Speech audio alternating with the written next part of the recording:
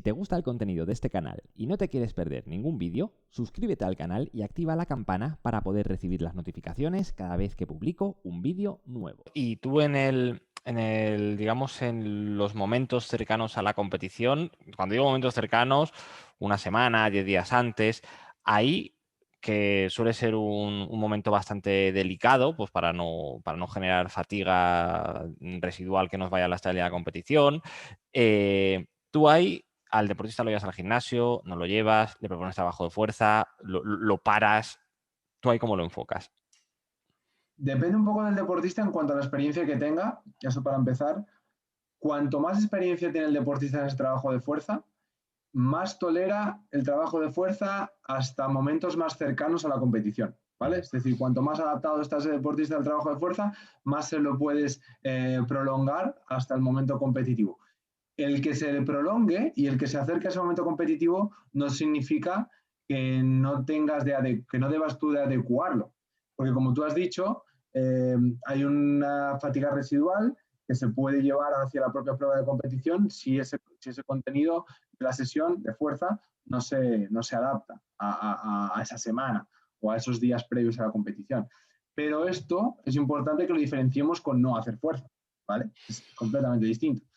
No estoy desarrollando mis capacidades de fuerza en esos momentos, pero sí estoy manteniendo ciertas capacidades que me van a incluso que voy a sacarles partido incluso en la prueba, en la competición. Entonces, como te decía, gente experta puede tolerar incluso sesiones de fuerza la misma semana de una prueba, incluso de un ultra trail. La mayor parte de los deportistas, lo normal es que justo la semana de competición, a lo mejor solo le enseño algún contenido profiláctico o preventivo de trabajo de core o de trabajo de caderas o de unas necesidades particulares que ese deportista tiene, de puntos débiles, de eslabones débiles, o porque haya que ajustar a algo que está sobre la marcha que creemos que es necesario mantener, ¿no? Pues, por ejemplo, si aparece un dolor que puede dar pistas de que venga de un déficit de fuerza en no sé dónde, pues se lo ajusto y se lo enseño y mantengo ese estímulo hasta esa semana de competición incluso. Pero, como te digo, deportistas experimentados perfectamente pueden competir un sábado o un domingo y tolerar una sesión de fuerza un martes o un miércoles. Estamos hablando de hasta 72 horas sin ningún tipo de problema. Pero claro, esa sesión, o incluso 48, pero esa sesión tiene que tener unas características determinadas. No podemos estar trabajando con unas repeticiones en reserva por serie, por ejemplo, de 1 a 2 al fallo, por ejemplo, por decir uno de los parámetros a tener en cuenta, ¿no? Entonces, claro, si tenemos en cuenta el qué hacemos en esa sesión de fuerza, el hasta cuándo no es tan importante, ¿vale?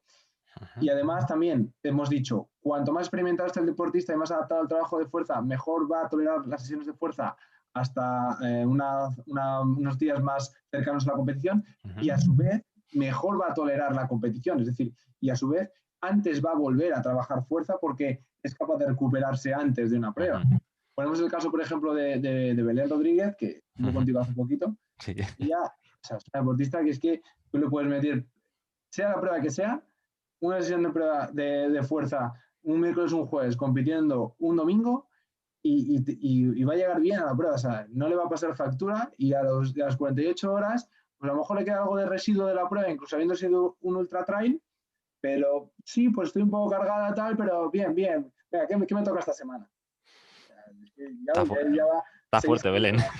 6 años trabajando la fuerza y es que, pues eso, es que lo tolera perfectamente. O sea, ya está sirviéndole ese vehículo que ha trabajado durante tantos años, ya le sirve para poder adaptarlo, usarlo primero en prueba y luego recuperarse muy bien de esa competición. Y es otra de las grandes ventajas de trabajar la fuerza.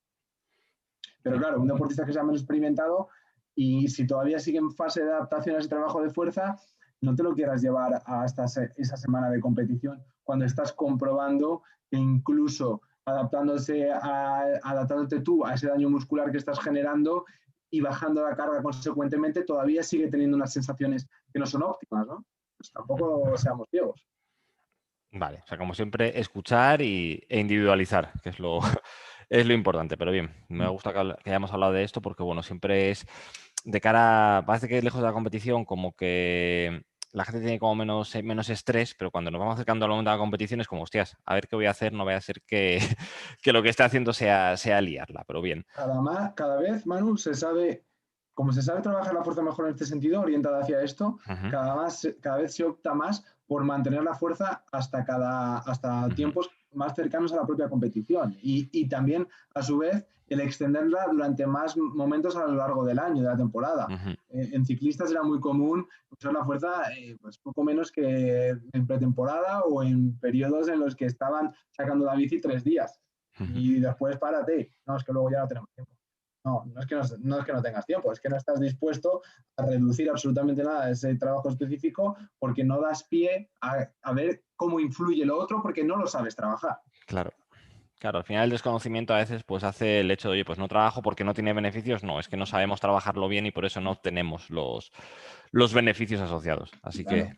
en ese aspecto, evidentemente, es así. Y bueno, hemos estado hablando, bueno, esa parte de la fatiga residual que puede dejar el trabajo de fuerza cerca de la competición. Hemos hablado de, oye, cómo podemos periodizarla, pero hay una de las cosas que me suelo encontrar en corredores es que trabajan la fuerza y dicen, qué buena sesión he hecho hoy, que he salido del gimnasio y me dolían las piernas. Estoy que casi no puedo ni andar. Mm. Entonces, bueno, quiero que hablemos un poco de la intensidad, ¿vale? ¿Qué marcadores de intensidad podemos tener a la hora de trabajar la fuerza? Porque, bueno, cuando estamos corriendo, pues bueno, pues sabemos que tenemos frecuencia cardíaca, potencia, ritmo, sensaciones, escala conversacional, o sea, tenemos diferentes marcadores de intensidad bastante operativos y bastante fáciles de utilizar, pero cuando nos metemos en un gimnasio, en este caso, quiero que hablemos de.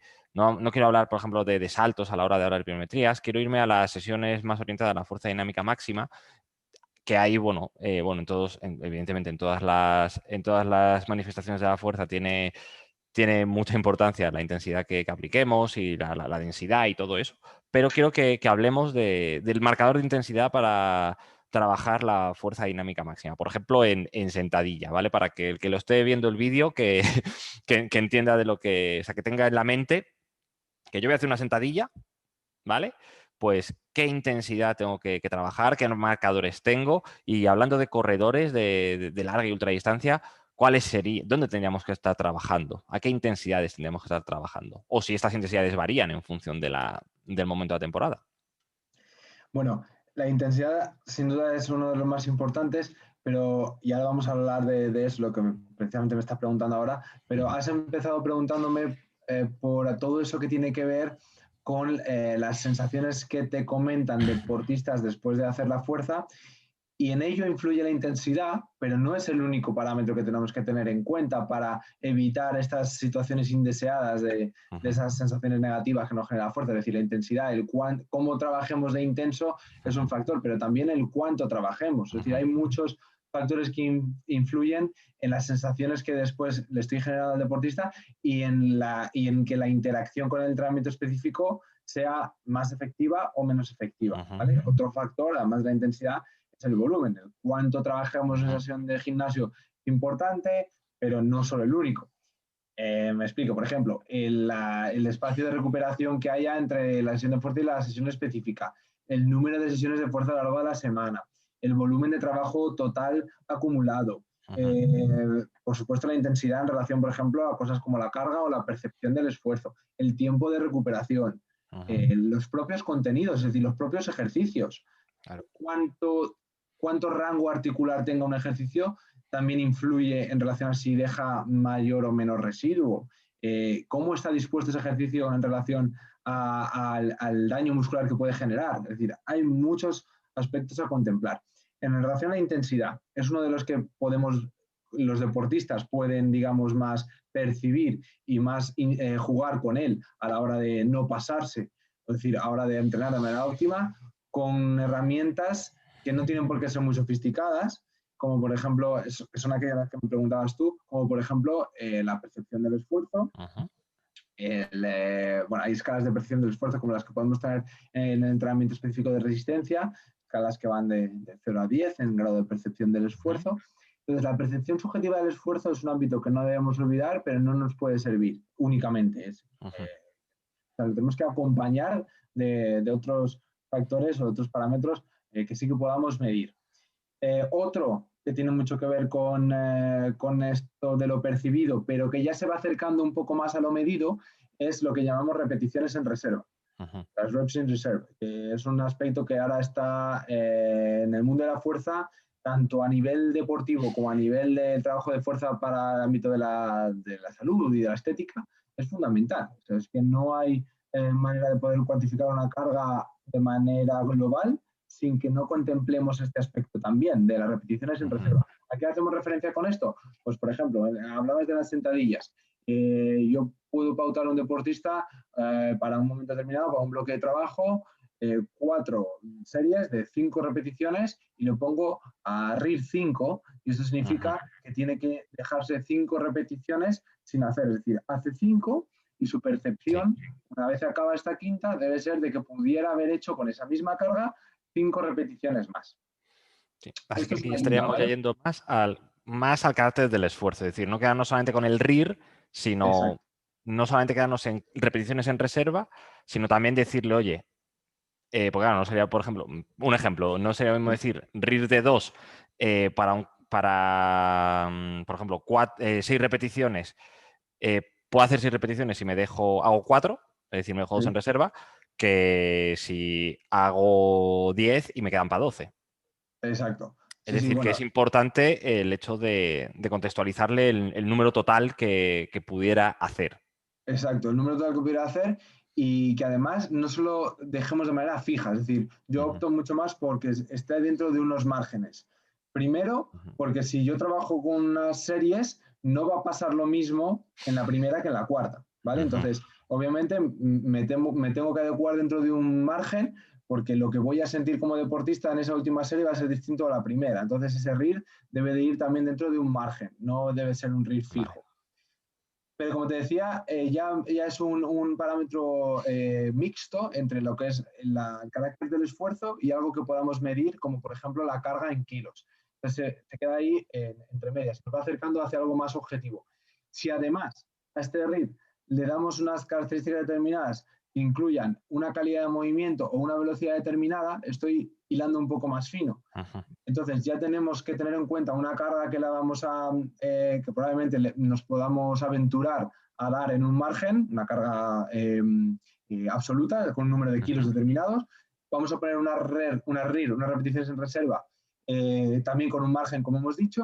Y si ya además indicamos que en esa RIR no estoy buscando que la última, por ejemplo, en el caso de deportistas de resistencia, se juega mucho con esto. Así como en el culturismo, ese RIR va enfocado a que la última repetición, que dijéramos, ya no nos entrase otra más, nos estemos acercando al fallo muscular en el cual ya no se puede completar el movimiento. En el caso del deporte de resistencia, por lo que vamos a apostar es no a que ese movimiento no se pudiese completar, sino a que ese movimiento no se pudiese completar a la misma velocidad o más o menos a la misma velocidad a las que han salido las anteriores. ¿Vale? Vale. Entonces, esto, claro, a ojo del propio deportista a veces es difícil de verlo. Por eso, cada vez hay más herramientas que nos ayudan a tener este biofeedback de cuánta velocidad estamos perdiendo en ese gesto y que al final el jugar con eso pues nos acerca un poco más hacia la optimización del rendimiento, ¿no? Sí, efectivamente. Entonces, tú aquí en este aspecto, por ejemplo, yo entiendo que tú cuando estás con una persona en presencial, que sí que entrenas a gente en presencial, pues bueno, es más sencillo, pues bueno, ajustarle los kilos que tiene que coger, hablarle de las repeticiones en reserva. Cuando veas que está perdiendo velocidad, decirle, tú para, ya, para que nos vamos a pasar si no. Pero, por ejemplo, si llevas a deportistas a nivel online, ¿vale? En este aspecto, ¿cómo se lo transmite? O sea, ¿cómo le puedes decir oye, pues, hola, corredor, tienes que ir al gimnasio, mete X kilos en la barra, tantas repeticiones, o sea, podrías hacer tantas repeticiones con este peso, te vas a dejar tantas en reserva y cuando veas que pierde velocidad, paras. Esto, te digo, con una persona delante es mucho más sencillo porque es tan fácil como para y ya está, es mucho más rápido. Pero cuando una persona también está adiestrada, pues ya también es más sencillo, pero cuando está en proceso de adiestramiento, tú, a efectos prácticos, ¿cómo lo haces? Bueno, aquí yo destacaría 3 puntos diferentes. Uno es el punto en el que tienes tú que saber educar a ese deportista. Es Ujú, decir, le tienes que educar, o sea, tienes que hablar, justificar por qué es importante esto. ujú. ¿Por qué tiene que tomarse un poco de tiempo en analizar esto? Que al final él no tiene por qué saber que esto es el día y la noche de cara a su evolución. Es decir, esto es esencial para poder progresar y para poder materializar ese tiempo que dedica a entrenar en mayores resultados, ¿no? Al igual que, por ejemplo, con algo de resistencia, por ejemplo, a nivel de que ese deportista tenga un pulsómetro y sepas hablarle de un ritmo de minutos al kilómetro, pues eso ya casi no tienes que educarlo porque todo el mundo ya te viene sabiéndose eso, ¿no? En este sentido, sí que tienes que justificarle por qué es importante que sepa esto y que dedique atención a esto en su entrenamiento. Eso en primer lugar, es decir, saber educarle, saber justificarle esto. En segundo lugar, saber transmitirle herramientas que puedan usar para hacerle fácil esto. Una cosa es que la teoría se la sepa y otra cosa es que una vez que se la sepa, ya le dejes tú solo ir al gimnasio y que él se las apañe en a ver cómo hace esto en mayor o menor, en mejor o menor medida. Entonces, yo, por ejemplo, utilizo mucho el comunicarles que se graben, ¿no? Animarles a que se graben, Ujú. para poder, en primer lugar, yo analizar eso, soy el que más ojo voy a tener para diferenciar si eso está acercándose hacia lo que yo quiero que salga o no, pero en segundo lugar, para que él también lo vea, para que yo cuando le justifique el por qué ha salido bien o por qué no, que además utilizo, por ejemplo, en esos vídeos que me pueda mandar el deportista, yo lo que hago es hacer un análisis de valoración de ese vídeo, grabándolo para luego yo poder mostrarle a él el mensaje de ese vídeo suyo con mis comentarios. Entonces Claro. es una forma a nivel online de educarle bastante buena, ¿no?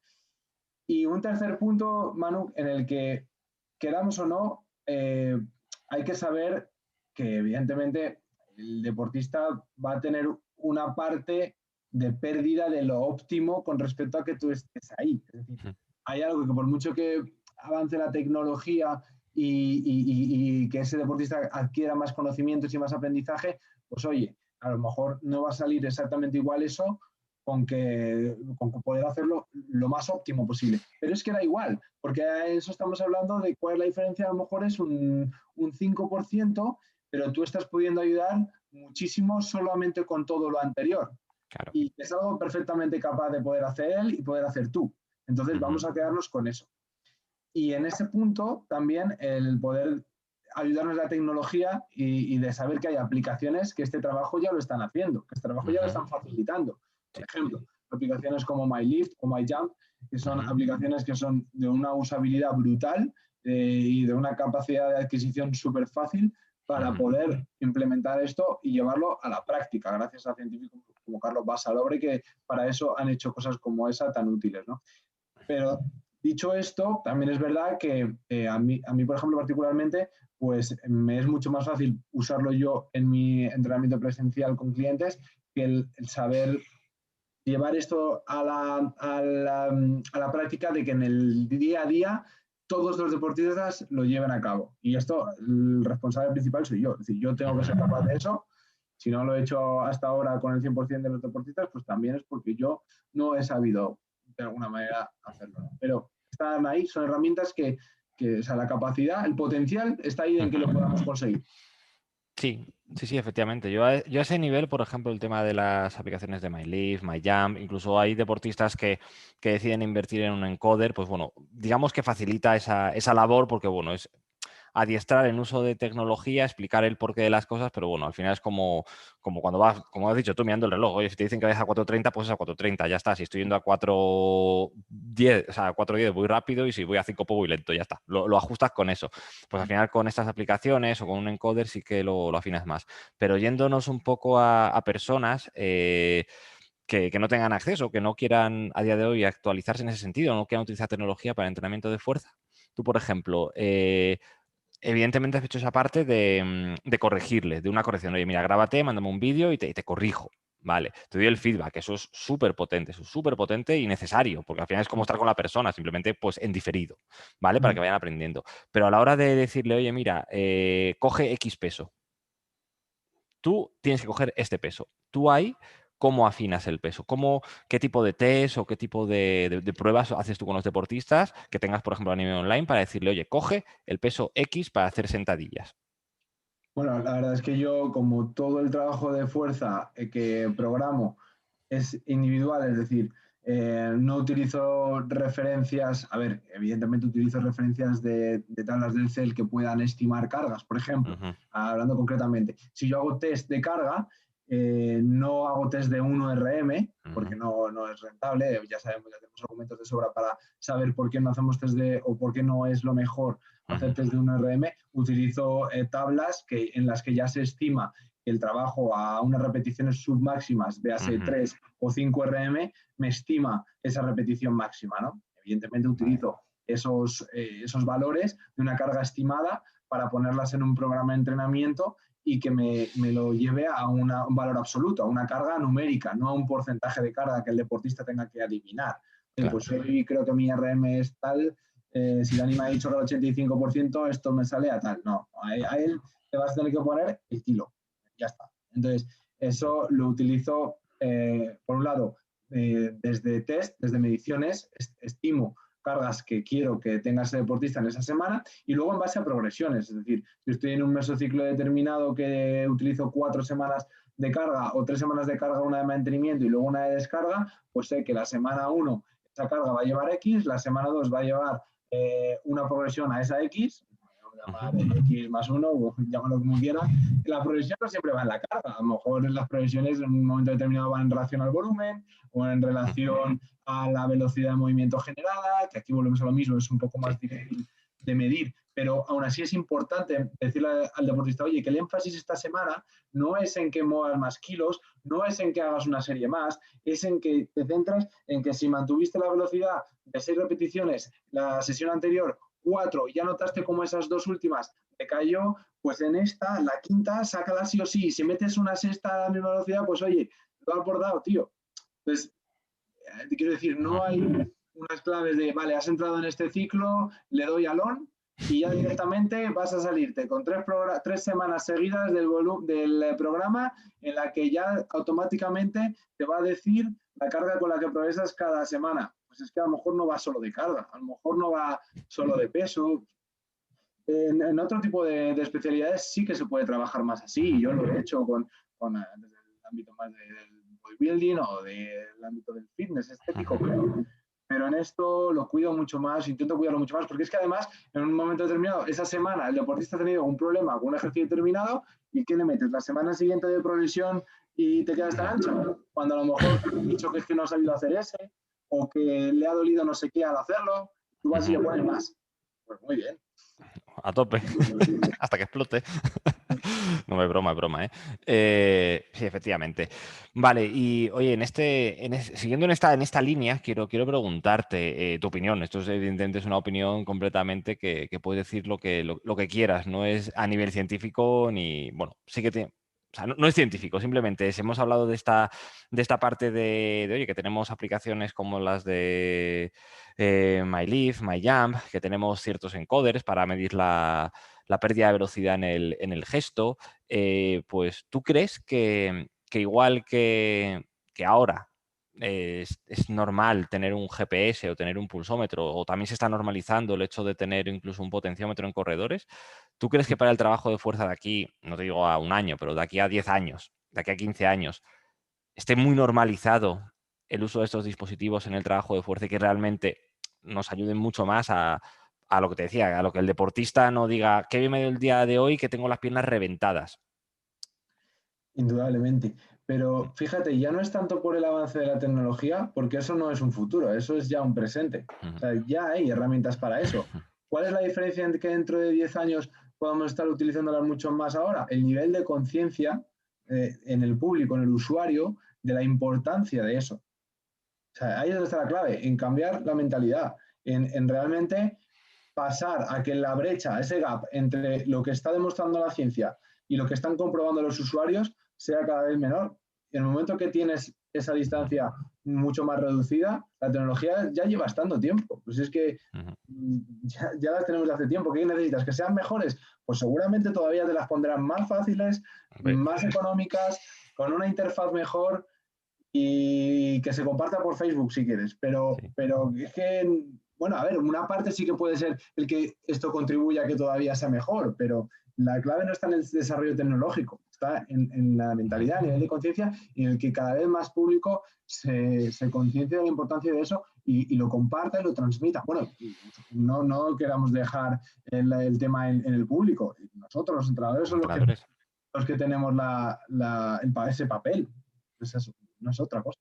Sí, efectivamente. Yo creo que ahí tenemos que, bueno, que hacer una labor de concienciación y de actualización, porque también creo que hay, bueno, algunos entrenadores, pues, como digo yo, que algunos se autoproclaman románticos y lo que pasa es que lo que no quieren es actualizarse, porque, coño, hay que estudiar, hay que ponerte a manejar, bueno, pues un encoder, la primera vez que coges un encoder, pues dices, hostias, ¿qué es esto? ¿Sabes? Puedes entender la base, pero cuando te van a trabajar con él, pues pues fallas y te puedes equivocar, pero vamos, que luego al final no son complicados y lo dicho, como tú has dicho, a día de hoy hay encoders económicos, incluso no encoders, sino aplicaciones súper económicas y que están en el móvil. O sea, que puedes manejarlo desde el propio teléfono móvil. Así que, bueno, yo quiero hacer un llamamiento aquí a los entrenadores a que se actualicen, que sepan utilizar estas herramientas y que adiestren a sus deportistas. Hemos conseguido que ya la gente lleve el móvil al gimnasio. La diferencia es que ahora, en vez de abrir unas aplicaciones, las cambiamos por otras para en el momento en el que estamos entrenando. Esa es la única diferencia. Sí, efectivamente, porque tenemos... Igual que los vídeos que grabamos sean para un objetivo y no para otros. Efectivamente, bueno, si luego quieren compartir análisis en historias de Instagram, pues Claro. perfecto, hombre, así aprendemos todos, hombre, que eso está genial. Y bueno, tampoco te quiero robar mucho más tiempo, ¿vale? Pero te quiero hacer una pregunta que también suele salir bastante, que me suelen realizar bastante pues, por redes o por blog, y es la parte, oye, pues de cómo combinar realmente este entrenamiento hemos hablado de entrenamiento de fuerza, pues cómo combinarlo con el de resistencia. Si tengo que entrenar 5 días a la semana, 1, 2, 3, antes de la fuerza, después antes de correr, después de correr. Venga, Bueno, aquí expláyate. también mejor que no. Vamos a intentar ser claros, no por el hecho de ser breves, sino más bien por no confundir. A ver, hay que diferenciar, volvemos a lo de antes, en la experiencia de ese deportista, el nivel de ese deportista. ¿Por qué? Pues porque el nivel de experiencia que tenga va a determinar cuánto de importante es cada una de esas modalidades. Entendiendo por modalidades, por un lado fuerza, por otro lado resistencia, ¿vale? Hemos dicho que tienen que saber trabajar juntas, trabajar unidas para el bien común, que es el rendimiento, ¿no? Pues si las necesidades en un determinado momento para ese deportista implican que tengamos que cuidar más la parte de fuerza, es distinto a un deportista ya muy experimentado en esa parte de fuerza, donde todo lo que haga de fuerza va a ir encaminado a que mejore la parte de resistencia. ¿Por qué insisto en esto? Porque el énfasis hace que la distribución de la semana sea distinta en un caso que otro, o que el orden de cuando llevemos a cabo una sesión u otra sea distinto. Entonces, si hablamos de optimización del rendimiento para resistencia o del uso de la fuerza óptimo para rendir en resistencia en carrera, en este caso incluso en deportistas de ultra trail, deberíamos indicar que ya tenga que ser un deportista con una base de fuerza experimentada. Entonces, en ese caso, la fuerza la debemos de usar únicamente como he dicho, vehículo y no un factor limitante para los entrenamientos específicos. Esto hace que lo normal o lo más lógico sea que usemos en las sesiones en las que tengamos que poner las dos cosas en el mismo día, puesto que ya ese deportista, digamos, tiene un volumen de trabajo lo suficientemente grande como para que no puedas separar siempre sesiones de fuerza de resistencia. Esto, por ejemplo, en triatlón se da mucho porque tiene mucho volumen de trabajo la parte específica, entonces es muy difícil que tengas 3 días o 2 días donde solo les toque hacer la fuerza, es inviable. Entonces, en ultra trail, aún no teniendo 3 disciplinas, sí que tenemos mucho volumen de una parte específica, o en un momento dado tenemos también un trabajo cruzado con otras disciplinas de resistencia, o voy a ser la bici, por ejemplo, que nos va a facilitar también parte del beneficio de la parte aeróbica, ¿no? Entonces, la fuerza ahí no puede limitar la parte de resistencia. Entonces, ¿qué quiere decir esto? Que si tienen que trabajar el mismo día, vamos a intentar que lo que me toque de lo específico de resistencia sea un día que no sea de desarrollo, que no sea un día ni que tengo mucho volumen de trabajo, ni que trabajo de capacidades que requieran la alta intensidad, ¿vale? Es decir, voy a intentar no meter nada ese día, cosas que y objetivos que impliquen desarrollo del umbral anaeróbico o desarrollo de mi consumo máximo de oxígeno, ¿vale? Es decir, vamos a intentar que sean sesiones o regenerativas, a nivel aeróbico me refiero, o de recuperación, o sesiones de mantenimiento del volumen, o sesiones de énfasis en la técnica, por ejemplo, pero no de desarrollo aeróbico de alta intensidad. Aparte, vamos a intentar que sean hechas en un momento en el que no estoy fatigado, es decir, la parte específica que la pueda hacer en un momento donde la fuerza no me haya pasado factura. Por lo tanto, voy a intentar hacerlo antes. Siempre que pueda las voy a separar, mínimo 6 horas. Lo ideal, si tengo que doblar, es que no estén seguidas y que la parte de resistencia sea antes de la parte de fuerza. Pero, sin embargo, hablábamos del otro caso, deportista de menos experiencia en la parte de fuerza y, sin embargo, ya sea un deportista de trail que lleve tiempo corriendo o que venga del ámbito de resistencia, aunque no sea del trail running, pero su parte aeróbica ya lleva tiempo desarrollándose, pero su parte de desarrollo de la fuerza no. En ese caso, digamos, la parte importante, el énfasis va a ser la parte de fuerza, por lo tanto, me va a interesar que ese deportista no trabaje en la sesión de fuerza ya previamente fatigado. Por lo tanto, voy a optar por, o bien le meto ese día solo la parte de fuerza, o si voy a doblar, la parte de fuerza venga hecha antes, ¿vale? Aún así, también voy a tratar de que lo que me toque específico de resistencia no sea un día de desarrollo. Eso también hay que tenerlo en cuenta. ¿Qué más cosas tenemos que tener en cuenta? Aparte de lo que hemos dicho de características propias de la sesión de fuerza, que ya hemos hablado antes, que obviamente tienen que estar claras, es decir, la intensidad, la justa y necesaria, el volumen, el justo y necesario, velocidad de ejecución, ya hemos dicho cómo tiene que ser, la recuperación, ¿vale? Teniendo esto claro, es importante recalcarlo. También podemos jugar con cómo organizo la sesión a lo largo de la semana en relación a los músculos que trabajo.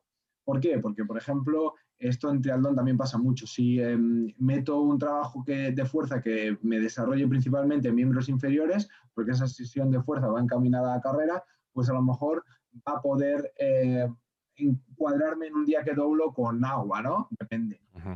En agua, en ese día no me toque tanto trabajo propulsivo de piernas. Entonces, ahí sí que hay más diferencia de miembro superior y miembro inferior. En el caso del trail running, sí que también puedo usar para meterlo en un trabajo en el que, por ejemplo, haya días que me toque más énfasis en el trabajo del core y otros días donde meto más trabajo específico de trabajo de arrastres o de trabajo de fuerza propiamente dicha, donde ahí sí que cuide que o no hago nada más o meto una sesión de carrera, de trabajo específico más suave. Más cosas a tener en cuenta. Bueno, la percepción del esfuerzo, todo esto ya lo hemos dicho. Importante el número de sesiones semanales, pues que sean, en el caso del deportista experimentado, va a ser normalmente 2 sesiones. El deportista inexperto va a poder meter una tercera sesión en determinados momentos. Y luego, otra cosa importante, Manu, es que además del nivel, del nivel deportista, otra cosa que influye en cuanto a cuánta importancia le doy a la fuerza con respecto a resistencia es el momento de la temporada, ¿vale? Es decir, va a haber momentos de la temporada, independientemente de que ese deportista sea de un nivel superior o inferior, donde el énfasis lo tenga en el desarrollo de la fuerza. Por tanto, esos protocolos que te he dicho de entrenamiento concurrente van a ir encaminados a que no molestemos a esos estímulos de fuerza y otros momentos de la temporada específicos donde sea al revés. Aquí no me interesa que la fuerza afecte negativamente en nada en términos de resistencia, por tanto, tiene más sentido usar protocolos donde esto no interfiere. Por ejemplo, lo que hemos dicho, que me asegure que primero viene la sesión de resistencia, que distancie en la mayor medida posible la sesión de fuerza de la de resistencia. Luego, obviamente, estrategias de recuperación también influyen, en cómo me rehidrato, cómo me renutro para recuperar en esas sesiones entre una cosa y otra. Bueno, te podría hablar muchas más cosas, pero creo que con esto tenemos una idea. Sí, con esto suficiente, muchos tips, muchos consejos, pues para que la gente pueda poner en práctica, que al final, bueno, casi las dudas que van teniendo los corredores o entrenadores de etapas un poquito más iniciales suelen ser las mismas, pues bueno, aquí tenemos a Dani que ha dado un montón de tips, bueno, prácticos y vamos, y que son así Y que hay que tener genial, en Dani. cuenta, Manu, que muchas veces se contemplan las sesiones de fuerza como sesiones de hora y media, sesiones perfectas con su calentamiento, bueno, con su calentamiento general, su calentamiento específico, su parte de core, su trabajo de bloques perfectamente distribuido con sus recuperaciones perfectas, con todo el volumen de trabajo tal. Y yo soy el primero que peco de eso, que sí, que eso está genial, pero es que a lo mejor en la semana perfecta para mi deportista, esa sesión, a lo mejor si la concentro o suprimo cosas y me quedo con el 50%, me entra una sesión más en esa semana o evito problemas de que ese deportista tenga que dar la sesión por concluida antes de tiempo y sentirse que, joder, esto no es para mí porque lleva mucho tiempo o al final no es práctico porque pierdo 2 horas entre que voy al gimnasio, lo hago, vuelvo y hago cada cosa bien y a lo mejor simplemente diciéndole, mira, hoy son estos 3 ejercicios, nada más que estos 3 los haces así y la sesión la tienes hecha, tío, ya está. Y de esa manera a lo mejor le han entrado 3 o 4 estímulos en esa semana en vez de uno de 2 horas, porque el segundo de 2 horas ha dicho, mira, hoy sé que no lo voy a hacer y ya Paso. paso cada semana que viene otro día que tenga tiempo. Sí. Y No, y sobre todo, luego también cuanto a más nivel mental específico, les pesa. sí, exacto. Y cuanto más específico entramos en la parte de la temporada, más importante es suprimir lo auxiliar. Y es que a lo mejor esa sesión se hace en 2 ejercicios y has metido 4 o 5 series por ejercicio y ya está. Bueno, el calentamiento siempre es importante. Yo soy el primero que ahí me extiendo muchísimo. Pero que no olvidemos que lo importante es lo importante y lo demás es un poco condicionado a. Efectivamente. Yo también, por ejemplo, hay recursos que utilizo, pues, por ejemplo, deportistas que tampoco les gusta demasiado la fuerza, que bueno, hay algunos que les encanta y otros pues que no les gusta mucho. Pues bueno, el hecho de tirar, sobre todo, como has dicho tú, sesiones cortitas, o sea, microsesiones, ir mucho más a lo concreto, incluso en vez de decir, oye, pues 2 sesiones a la semana, pues incluso meter 4, pero digamos que es esa sesión más larga de Granada en cuñitas de diferentes Cuñas. trabajos, pues para que trabajen 20 minutos, 25, que se lo quiten rápido. Y a veces es más fácil que cojan el hábito de trabajar, por ejemplo, de lunes a viernes en un ratito lo que toca, luego el fin de semana no tocan nada, pero decir, oye, pues yo mira, me levanto y tengo 20 minutos y hago el trabajo de fuerza, ya me lo quito y hasta luego. Y encima me espabilo, por ejemplo. Siempre Sí, eso sí, gente que dedicar trabaje una en parte casa. de tu día a tu entrenamiento, aunque ese día, esa parte sean 20 minutos, pero ya te has comprometido con tu parte del día de entrenamiento. Sí, sí, O aunque solo sea movilidad y foam roller y ese día ya efectivamente. has cumplido, pero ya te has comprometido con tu parte de ti de entrenamiento. Eso es súper importante. Sí, yo, por ejemplo, es que a mí el trabajo de fuerza, a mí personalmente me cuesta. Yo sí estoy todo el día en el monte, ¿sabes? A mí me gusta correr y el trabajo de fuerza, el hecho, hace años, cuando trabajo de fuerza, una hora y pico en el gimnasio, hasta luego. O sea, no podía, acababa fallando pues, por aburrimiento, por el simple hecho de aburrimiento.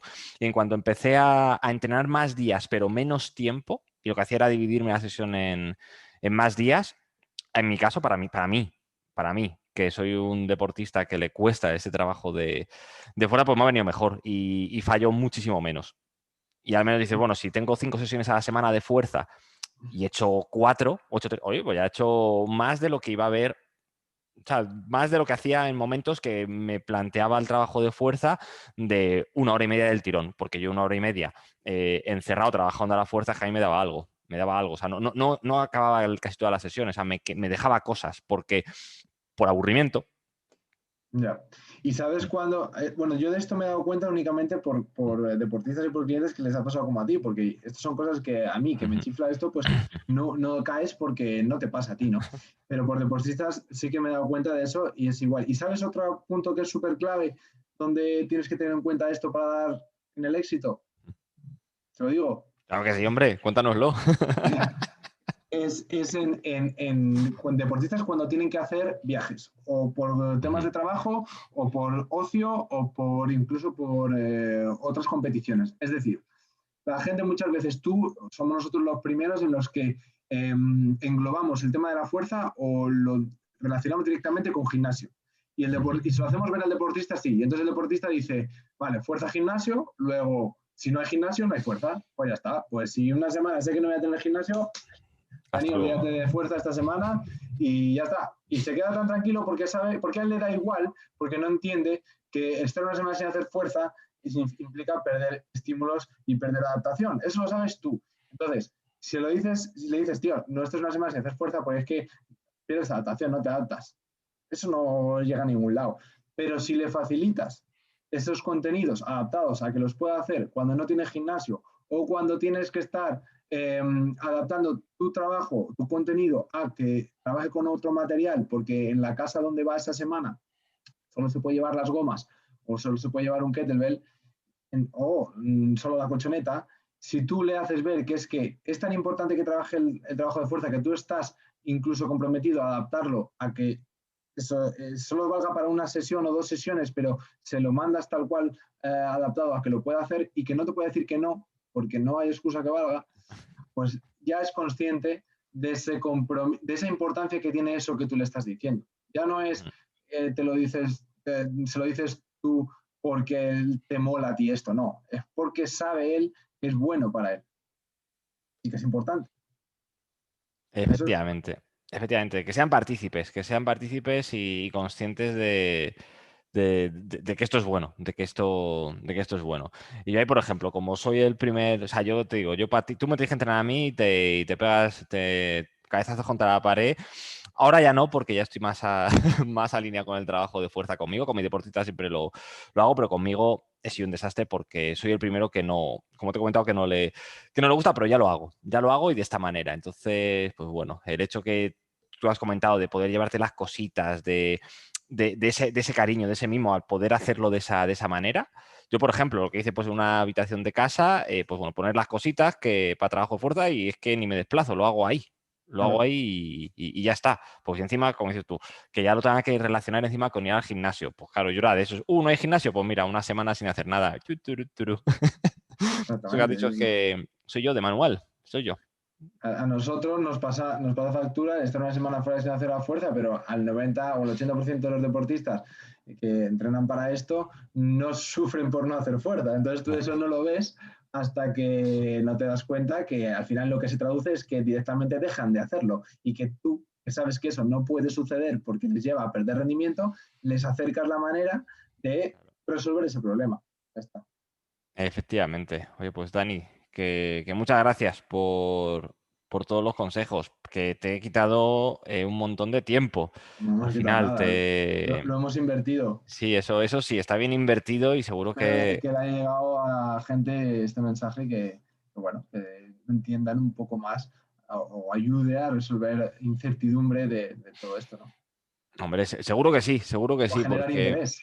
sí, hemos hablado de muchas cosas, has hablado de muchas cosas, has dado mucha luz, muchos conceptos prácticos y aplicables, que al final es de lo que se trata, bueno, más allá de hacer una divulgación, pues bueno, pues que si la persona que ha estado aquí escuchando se lleva esos conceptos para poder aplicarlos en su día a día y esté un poquito más concienciada con el trabajo de fuerza, yo creo que la labor la hemos cumplido de sobra. Así que agradecértelo. Y bueno, antes de terminar, preguntarte, tío, ¿dónde te podemos encontrar para que, bueno, las personas aquí escuchando digan, bueno, ¿y dónde está Dani? ¿Yo cómo puedo saber de Dani? Pues Dani, cuéntanos.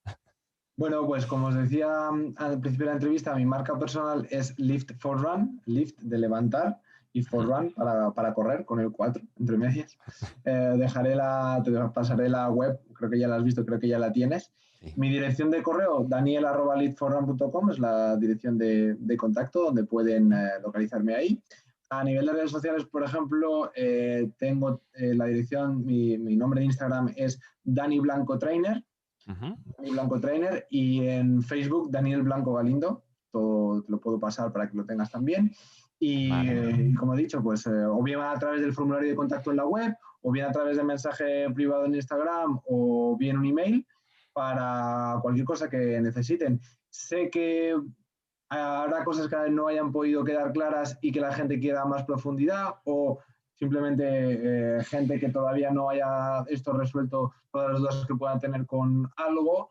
Por ejemplo, gente que puedan venir del mundo de la ruta y que empiecen a interesarse por el trail running y no tengan del todo claro eso que hemos dicho de diferencias, porque sí que pueden tener experiencia en trabajar la fuerza para la carrera, para haber hecho una maratón, y no saber muy bien esto que hemos explicado en montaña. Pues oye, me preguntan, contactad por ahí, me preguntáis dudas que pueden tener en este sentido, aquellos que estéis más interesados en lo que es el trail running, que vengáis de parte de Manu. Y yo me comprometo, pues, a todo eso que sea, todas esas personas interesadas dentro de tu audiencia, Manu, pues a que puedan tener una entrevista o una asesoría conmigo totalmente gratuita para, bueno, pues para resolver este tipo de dudas, para conocerme, para saber un poquito más de toda esa, espero, interés que haya podido suscitar esta entrevista. Hombre, pues genial. La verdad es que se agradece, Dani, esa predisposición a ayudar a los deportistas, así que lo que haré es dejar por...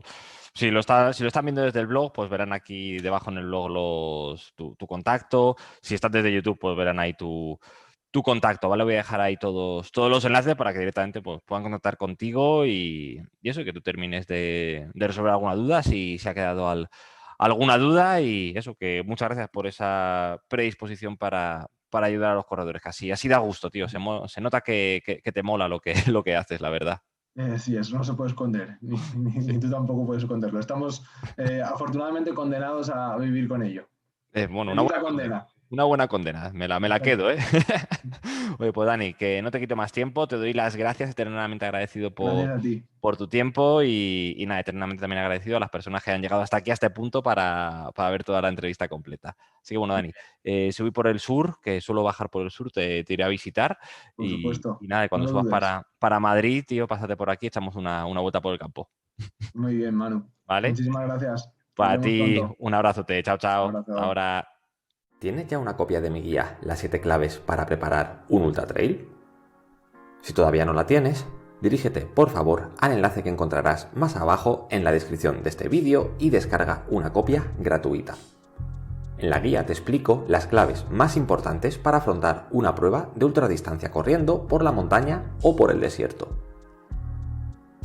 La guía te ayudará a disfrutar de la carrera y de los entrenamientos y evitarás cometer los errores más comunes a la hora de preparar un ultra trail. Si te ha gustado este vídeo, puedes darle un like y compartirlo con tus conocidos y en tus redes sociales. Y ahora que te tengo aquí, me encantaría que dejaras un comentario y que me digas qué te ha parecido este vídeo.